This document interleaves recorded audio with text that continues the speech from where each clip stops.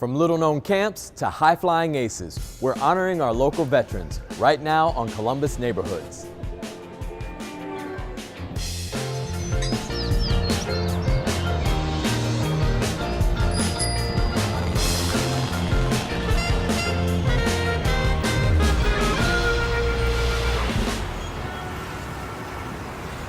Support for Columbus Neighborhoods is provided by At American Electric Power, we've been proud sponsors of WOSU Public Media for many years and strong supporters of our headquarters city here in Columbus, both downtown and in neighborhoods like yours.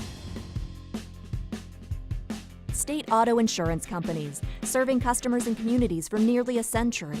Today, a technology and transformation company.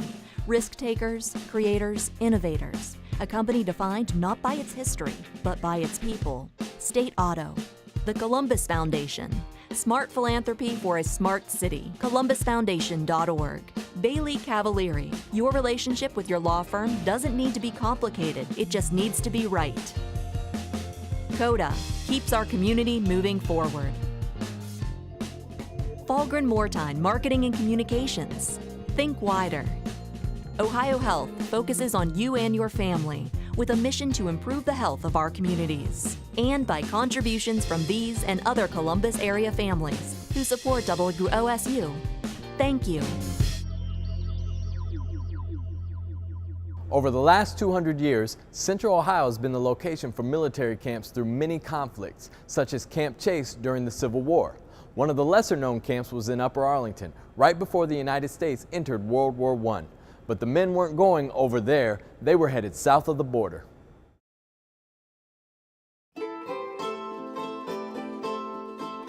In 1916, Pancho Villa raided Columbus, New Mexico, and the United States chased him back into Mexico, but they needed some people to defend the border, and so they mobilized the National Guard. With the government being concerned about getting, sucked into World War I as well, they were really worried they might have to fight a war on two fronts, so it was sort of a scramble. In June 1916, the National Guard ended up moving into what was the fledgling development of Upper Arlington.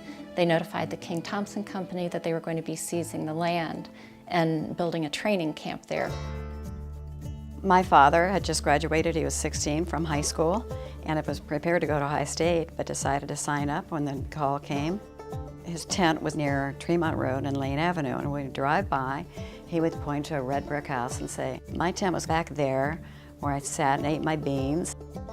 My grandfather's name was Frank Clyde Sweet, and he was 18 years old in 1916, and he joined the service to chase Pancho Villa.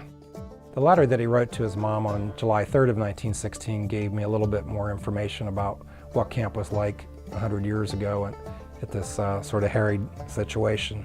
They have artillery about a mile west of here, and they have target practice every day. They are building our kitchen and mess hall today and building pike roads through the grounds. They never stopped work on them. The captain said we will start for Mexico as soon as we get our full equipment. During the time that they were here, there had actually been several families that had already ended up building their homes in the Upper Arlington area. These families were actually subjected to military security.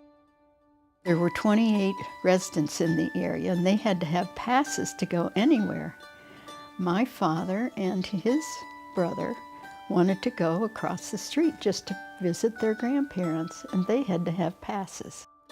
When the Andes would come home from town, they couldn't get home because the soldiers wouldn't let them go beyond the stone wall. So they had to send somebody up to administration to call the Andes to see if this was proper, and then they were allowed to go home. They were only here for 3 months, but what it did do was it stopped sales of property here in Arlington, and it also destroyed a lot of the infrastructure the Thompson brothers already had put into place. After the troops left in late August, early September of 1916, the camp was dismantled, and a lot of the wood and things like that were scrapped, and then Upper Arlington was developed after that. So it's sort of a blip in Ohio history that a lot of people don't know about.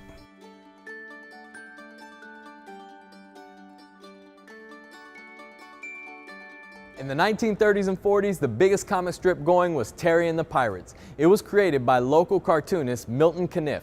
When the United States entered World War II, so did Terry and the Pirates, and Caniff took his inspiration for Dude Hinnick, one of the larger-than-life characters in the strip, from a native of Grandview Heights. Here's the story.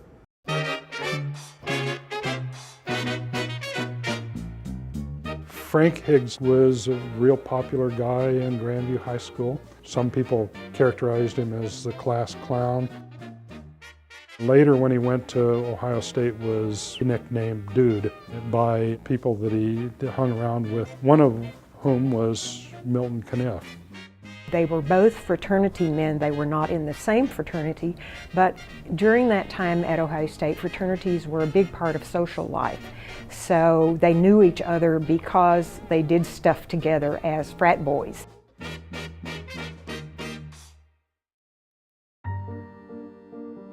In 1934, Milton Caniff started a comic strip called Terry and the Pirates, and a syndicate executive had suggested the premise for that strip be an adventure based on a real-life story he had read about a woman river pirate in China.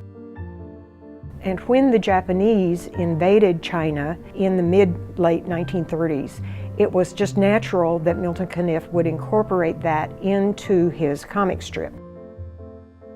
Frank Higgs had become a pilot after he graduated from Ohio State. Went to China as a flight trainer, ended up staying in China and working for the Chinese National Airline Corporation, flying cargo planes.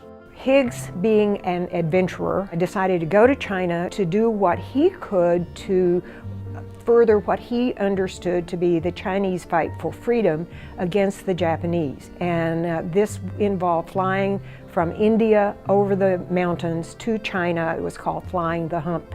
It was incredibly dangerous. And so when Higgs knew he was going to do this, he called Caniff and said, do you want me to write to you and tell you about what's going on in China? Caniff took Frank up on his offer, and Caniff recognized that he had gold here. He could tell a story about this in his comic strip and really engage readers in a way that he hadn't been able to do. So he created this character named Dude Hinnick. Hinnick's was a very popular restaurant over on High Street on the east side of campus. So the combination of Frank Dude Higgs and Hinnick's became the name of the character in Terry and the Pirates. This is a character drawing of the Dude Hinnick character, and it's kind of fun because if you see the pictures of Frank Higgs, who had very distinctive eyebrows that were horizontal across his face, this really looked like him. Caniff had a repertory theater of characters, and he would bring them in and take them back. And so Dude was a stock character in Terry and the Pirates throughout that strip.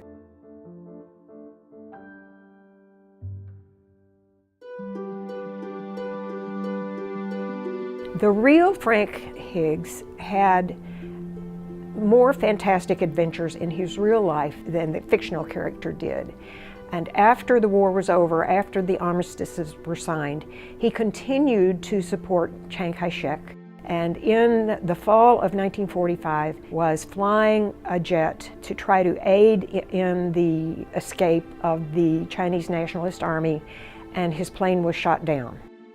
And Caniff found the death of his friend very moving. So the very last Christmas installation of that strip in 1945 was a tribute to Milton Caniff's friend, Frank Higgs.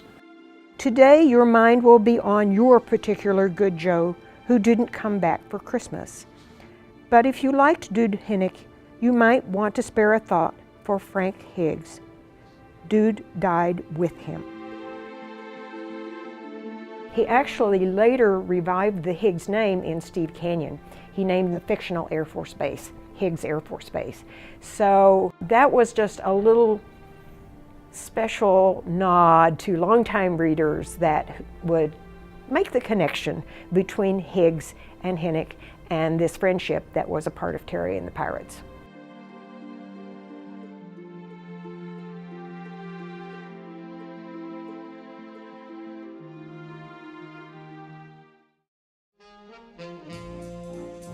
43210. It's one of the nation's most intriguing zip codes. How'd it come to Columbus? Find out about that story and more at Curious C-Bus, where you submit a question online, and if voters agree, we report the story together. Look for stories, submit a question, or log on for a voting round at wosu.org/curious. In our age of military service, returning home is full of celebrations and challenges. My co-host Charlene Brown recently talked with a veteran who is a full-time student at OSU and who helps other student veterans adjust to civilian life. We're in downtown Canal Winchester today at Harvest Moon Craft Kitchen on High Street. It's a coffee shop and more, with menu dishes from breakfast through dinner that use in-season, locally grown ingredients. They have a great selection of elk, bison, or beef burgers. Harvest Moon is one of Amanda Hostetter's favorite places to eat. Amanda's an Air Force veteran who now studies nursing at OSU. The campus has over 2,000 veterans attending classes, and OSU is ranked #1 in the country by USA Today as the top college for veterans. So what do you do, Amanda? You're in the reserves? Yeah, I am a flight medic. We're called aeromedical evacuation technicians. So what does that mean that you actually do? So essentially we provide in-air care for patients. We fly back all of our folks who incur injuries overseas. So transporting military people? Military and families, contractors, civilians. We really will transfer anyone who needs it. We do support to humanitarian efforts, so different hurricanes, they activated some folks to go down and do missions in Haiti, so there's no limit to where or who we can provide care. You just get deployed and you go and help. But you're staying in the medical field, right? Is that what you're studying? Yes, ma'am. At OSU? Nursing. Mm-hmm. It must be very, very difficult for someone who's been in the military, especially if they've had, it can be anything from battlefield experience to simply the fact that they have a family that sets them apart from their classmates, especially if you're going in as a freshman. Right. You've got life experience that your classmates may not ever have. Absolutely. So what does that do to the veteran who's trying to go back and get an education? I mean, there's a lot of layers to that onion per se, but you just feel very disconnected. Priorities seem to be so vastly different. Experience seems to be so vastly different. So that is definitely a challenge. Is finding ways to relate to your peers, and so it's pretty isolating at times. So not only did I try to transition into a new setting, but I didn't even live near campus, so it was hard to be involved in a community that I didn't even live in. I wasn't home enough to be engaged in that community. I wasn't on campus enough to be engaged in that community, and so I really was kind of lost in between. And I think a lot of our veterans kind of have that. I lived on campus 1 year, and I lived in a veterans house, and I was the first and only female to ever do it. Lived with 9 men, so that was an experience in itself. So that was kind of cool because it gave you that, you still kind of felt like you had that culture and that connectedness. What are some of the things that you do to help veterans? So actually Ohio State has a number of programs. They've really gone above and beyond in kind of covering all aspects of where the veteran might kind of fall through the cracks. So your advocacy program, they take student veterans and plug them into student life offices or various campus offices and kind of serve as a liaison to identify what are the unique experiences that the veteran student might have and how can this office better meet those needs. I'm in disability services. We have folks in recreation, we have folks in the legal office, we have folks in counseling, social work. So it's across the board. Our student veterans, it doesn't sound like they're likely to ask for those kinds of services. Do you intervene for them? I mean, you interact with this population. Do you make that suggestion? Obviously, as a veteran advocate, I'm very boisterous in my, yes, come utilize our services. It's not so terrible. You're making sure that people know that it's confidential, it doesn't go on your transcript, it doesn't affect your VA disability rating. Really, at the end of the day, disability services is all about making people academically successful, helping them access the resources they need to be the best version of a student that they can be. What are some of the things that people on campus, even people out in the community, can do to help those veterans? The experience is always different, I think, just like anything in life. But I think that just having patience and understanding, and that they come from a different place and that their experiences are probably a little bit different than yours, and really just kind of engaging with them. And sometimes it takes multiple attempts to engage a veteran for them to really be like, okay, I trust, like, you really are concerned, or you really want to know more about me, or you really are interested in what I have to say. And from a community standpoint, I think that's really important too, is just, for like small business owners, or for people who, are looking for employees. Like, I think that's a great way to within the community at that level, kind of engage the veterans in your community and see if there's anybody who would be a good fit. Like, what are your skills? What do you know? And how can you apply that to what we do here within our company? Well, Amanda, I'm sure glad we got to sit down together. Thank you so much for taking the time to do this. It's our pleasure. Thank you. Honor Flight is a nonprofit organization that transports veterans to Washington, D.C. so they can visit and reflect at the World War II memorial that honors them and their fellow soldiers. Here's a journey we took with some Ohio veterans as they visited the memorial for the first time.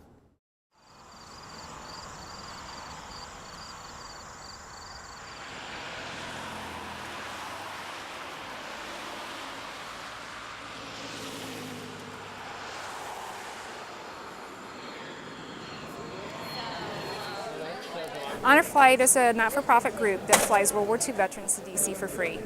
We've flown almost 3,000 now, and in the next couple months, hopefully over 5,000. Okay, I'm gonna pat you down now. You're not ticklish, are you? No. You sure? No. This is my first thank you for World War II. Well, I didn't get back to the States until 10 months after the war was over, and all the thank you parades, and it was forgotten about. And the ironic part of this is my brother was killed in the Battle of the Bulge. Today would have been his 90th birthday. He was really the only dad I had. I lost my parents when I was very young. They've never had a memorial built for them. Iwo Jima was built for the Marines, and it was an assumption that it was built for the World War II guys, and it wasn't. It was built for the Marines. So their memorial really was put on a back burner, and then it was fought over where it was going to be, numerous lawsuits. One of the best things that happened was a judge said, no more lawsuits, we're going to get this built. 63 years later, it's now built, and they can visit it, but unfortunately they're not at an age that they can just walk to it, drive to it, go overnight. They have medications and oxygen and things that they're on that they can't go away from home for very long. How you feel today? Pretty good. I got bad knees. You got bad knees? Yeah. You excited about this? Oh yeah. The knees, no. The trip, yes. We're flying from Columbus, Ohio, Port Columbus, to Washington International, BWI, and we'll land there about 10. It's important for those that, what a great group of people we have here, to have this free of charge, to come and see what was done in their honor.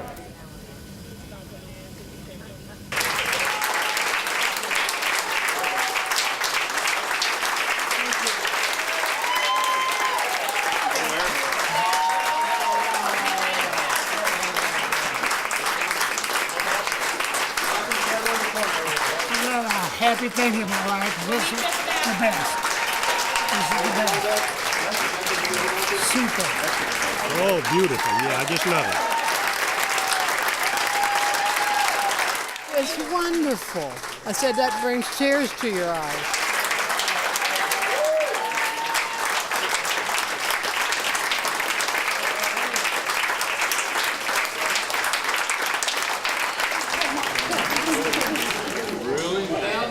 Get one more. Can it take? Get it. Thank you. Thank you. My parents raising me, I know that I wouldn't have the freedom and the education that I have today. I just appreciate it. I didn't expect as much, no, but it's wonderful. Just had a buddy died He wanted to come, but he couldn't. So I had to come along. Well, in my mind, the past sort of sets the standard, you know, and everybody that comes along afterwards has an obligation to fight for their country or protect their country or serve their country in some way. And now directly ahead of us, through the trees, you can see the Washington Monument. Well, I think I've waited long enough for it. I thought I ought to see it. Yeah. Everybody else seemed to have theirs, and we're still there waiting. But I've seen pictures of it, and it looks very beautiful. As we make this left turn, up there where that white bus is, that is your World War II memorial. It may have taken 65 years to see it, but hang on, it's only a few minutes away.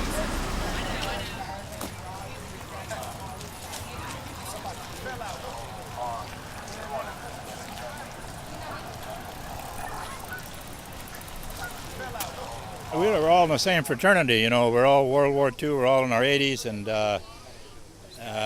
it took a long time to build this memorial, about 13 years to get it finally finished, but it was done with private funds. And these are great programs. I mean, I bet 90% of these men would not be able to come here. You know, they're in wheelchairs and they wouldn't be able to pack and stay in a motel and get out here and go back. Go for it. Give me your cameras. Shoot them both. All right. Well, you have to wind mine up again. All right, long, one down. Well, I'll tell you, I was 17 when I went in. And I went to boot camp. And I come home and I look at my mom and I said, you know, Mom, I was a wise brat when I went in, but I'm a man now. So it changed. I just can't understand why people can't live without fighting each other. Gee, but those years are just irreplaceable. The girls you knew, they're all married. You know, when you get back, you start over, a whole new circle of friends. Just can't help feeling sorry. It's just something that I feel that there's a long time coming, but I'm thankful that they've really recognized some of those especially that's lost their life, because I'm no hero. It's the ones that they buried over there, and some of my friends that there wasn't nothing left when a bomber would blow up. It's a very important thing to remember them, and I think the fact that they can be here and kind of relive their youth and shed a tear or two, as they all do, and get a nice box lunch and go home, right? Or you've already had lunch. Yeah, we've had ours. We're going back for supper. The architecture was amazing. I can't believe that somebody come up with an idea like that make it so massive and yet so simple. Miraculous. It's beautiful, and I think any veteran should have the chance to come and see it. I learn a lot from them. You learn like their stories, their background. You won't hear this out of any textbook anywhere. You don't want to be forgotten. I was only in a couple of years, and some people were in a long time and sacrificed a lot. That's yours? You going down with him? Yeah. Okay. Happy trails to you until we meet again.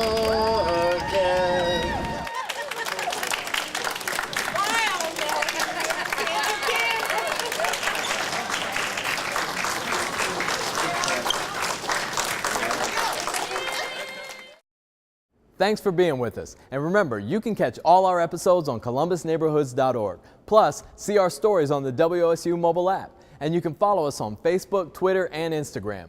We'll see you back next week on Columbus Neighborhoods. Every time I see the flag unfurl, I'll be ready whenever they call me. No matter where they say I'm bound.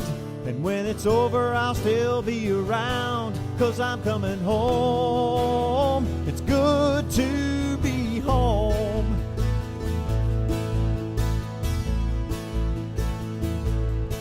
I'm a flyer. I've seen conflict over foreign skies. I fly higher when the anthem brings the tears to my eyes. When my battles are finally behind me and I finished with my missions above. When I protected the people I love, I'm coming home. 'Cause there's no... Support for Columbus Neighborhoods is provided by...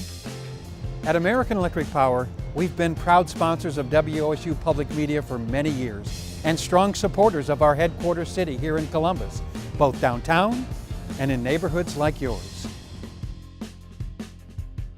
State Auto Insurance Companies, serving customers and communities for nearly a century. Today, a technology and transformation company. Risk takers, creators, innovators. A company defined not by its history, but by its people. State Auto. The Columbus Foundation. Smart philanthropy for a smart city. ColumbusFoundation.org. Bailey Cavalieri. Your relationship with your law firm doesn't need to be complicated, it just needs to be right. CODA. Keeps our community moving forward. Falgren Moortime Marketing and Communications. Think wider. Ohio Health focuses on you and your family with a mission to improve the health of our communities. And by contributions from these and other Columbus area families who support WOSU. Thank you.